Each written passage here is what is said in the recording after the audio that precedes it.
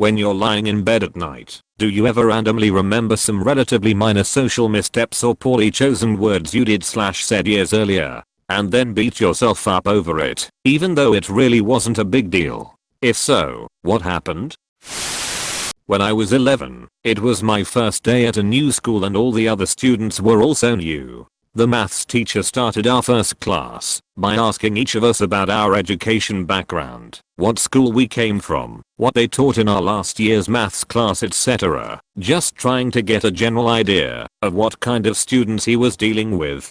Thing is, I was so nervous that I spaced out for a bit and got lost in my overthinking mind, so I didn't hear the teacher's questions to my classmates. When it got to my turn, the teacher just said, "Now tell me about you," assuming I understood what kind of information he was expecting. I just went straight into a monologue that started with, "So I was born in the south zone of the city, but my mom decided to move to our current neighborhood a few months after divorcing my dad," and went on and on giving some very specific details about my short life. Everyone had a really confused look on their faces, and as soon as I realized the teacher was also completely lost, I stopped talking and went instantly red. The teacher then said, "That's all really great, but I was only interested in what happened last year, not the last 10, and everyone started laughing. Next day nobody remembered it anymore, but 12 years later it still comes to mind in pretty random moments. Bruh, I can't even begin to pinpoint one event. I guess one thing is, when I was 11, I asked my teacher if I could go to the bathroom 3 times during class, and told me no. And well, sure enough, I couldn't hold it any longer, and there's bullying for the next 6 months. Literally shakes me in bed about how I have never felt that low before. Somehow I managed to live through it though, lol. We all got flaws. Mine is a bladder that urinates prematurely. Fuck teachers like that. You're not going to miss the most important lesson of your life if you're gone for 3 fucking minutes. I'd just get up and leave and deal with the consequences. It'd be better than pissing yourself. But at that age, you truly don't know what the right decision might be. There are teachers who have a "you are only allowed to go to the bathroom X amount of times during the semester" policy. I've also heard of teachers giving students extra credit for not using the bathroom in class. Teachers, don't do this. Don't make your kid choose. If I go to the bathroom, I'm going to get in trouble / going to miss out on extra credit. In the adult world, you don't have to deal with this crap. You won't get you paid docked for using the bathroom at work. A co-worker of mine was fired recently for falling asleep on the toilet. He was caught because he was snoring. But I was asked a month or 2 before that to see if he was wasting time on the internet. I'm the it guy because his work wasn't getting done. In the adult world, you can use the bathroom as long as your work gets done, but if you use it as an excuse to dodge work, you simply lose your job. You don't get fired from school.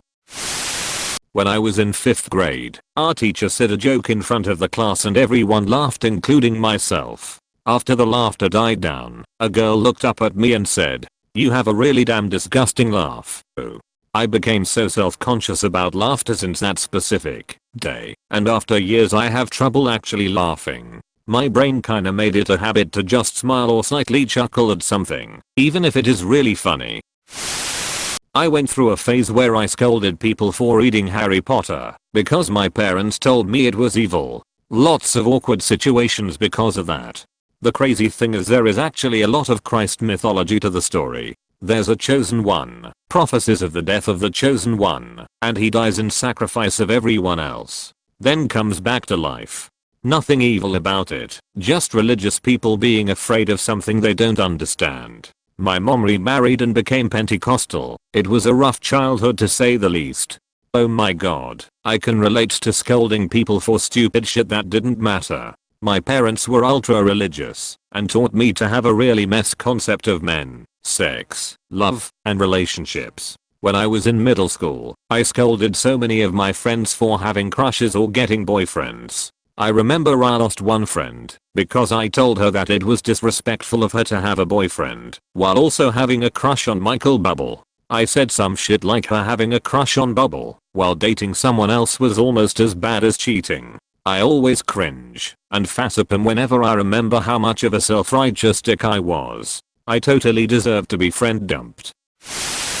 For most of my education, I went to public school, and like most kids, I was socially awkward. For high school, I received an academic scholarship to a private Catholic school. It was a really big deal for my family. I didn't know anyone at the new school. Between an odd combination of academics, sports and the tail end of puberty, I became very popular in this new school. I wasn't used to the attention and it definitely got to my teenage head. Nearly all of my social circles became around the new school, and not with my old local friends. I'm in my junior year. I head to a McDonald's for lunch with a few friends from the new school working the counter. I see a girl who I used to go to public school with, that I used to have a crush on. She just lit up when she saw me. She was so excited, and I was a shitty teenager and I just ignored her. I pretended I didn't recognize her. She looked so deflated when I didn't acknowledge her. Note this was the 90s. My family moved a few times after that. I settled down in a different part of the country after university. I never made it back to that town. I've relived that asshole moment for years now. Fast forward to one of those nights when I relive that moment and I decide to look her up on Facebook to apologize. I find out she died 10 years ago in an auto accident. Since I found out her fate, I feel even more awful about that moment.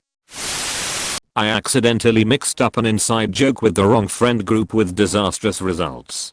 Friend group #1. The joke was when someone calls and asks who's all there, we would add Daryl to the list of names. Daryl wasn't a real person. The joke wasn't really funny and made no sense out of context, but I guess that's why it was an inside joke.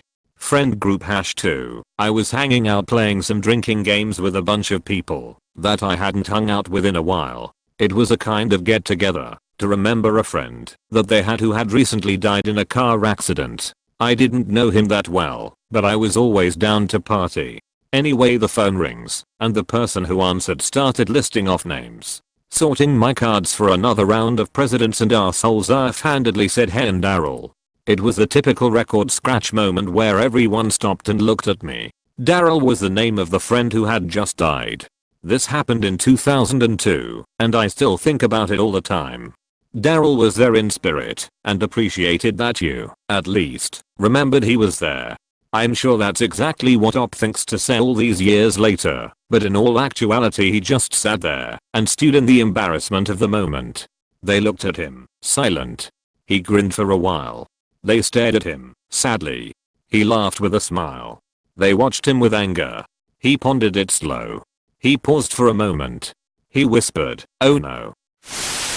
Freshman year of high school. It was one of those days before school starts, and you meet your teacher and your parents are there. My teacher was handing me a piece of paper and I didn't see the paper, so I shook his hand. He said, "Oh," and my mom said, and I panicked and said I just wanted to be polite. So I still want to die when I think of that. I was in 5th grade or so, and I was sitting in class with a couple classmates. We were talking about Weird Al songs we liked. This one girl asked, "Have you heard some Weird Al song?" And I followed with, "Have you ever heard I'm So Sick of You?" Which I guess they hadn't heard, because she looked immediately down at the desk, sort of somber, and the dude did a little ho-ho as if I did an ice burn. I guess they thought I was telling this girl I was so sick of her. I had no clue at the time though, so I just let it ride. Still feel bad about that one. You reminded me of a similar situation for me, except I meant it. A girl my buddy had given my number to wouldn't leave me alone, calls at all hours, follows me in the halls, tries to sit with me at lunch. I blocked her number and avoided her at all costs. One day at lunch she sees me, beams at me, and makes a beeline right for me. I'm with all my buddies, and she stands there looking at me and waiting for me to ask her to sit down. Instead, the first thing to pop into my head was to grab a quarter in my pocket, stand up, show it to her, and at the top of my voice yell, "Here's a quarter, Gio, buy yourself some friends." I then bounce it off the table at her, and it hits her square in the forehead, and all she does is stand there while the entire lunchroom explodes in laughter. She runs out with tears streaming down her face. I calmly sit down and continue eating. It was so out of character for me, skinny, introverted band nerd, that it was the talk of the school for weeks about how brutal that was. I still think about it, and it's been 25 years. This happened back when I was 6th or 7th grade. Me and a couple of friends were browsing the neighborhood our school was in after the school day was over. We happen on a bus stop with couple of girls seemingly our age. We stopped and tried to chat them up, but their bus came soon after, and they had to go. We see their bus stop at a traffic light not 20 meters away, and one of us says, "Let's run to the next stop." Nobody thought to ask then what? And off we were, sprinting madly behind the bus. Surprisingly enough, we somehow made it to the next stop, just as the bus was arriving. Then the doors opened, the girls sat there giggling and we did nothing. Literally. I even remember it like the bus driver held the doors a bit longer, but I might be imagining it as the memory is so old. We just sat there, trying to catch our breaths as my lungs burned. And then the doors closed, and the bus went off to the next stop, and none of us said anything. We just walked it off, went on to the next stupid shit we would do. I don't know about any of the other guys, but this still haunts me as one of the cringiest moments of my life so far.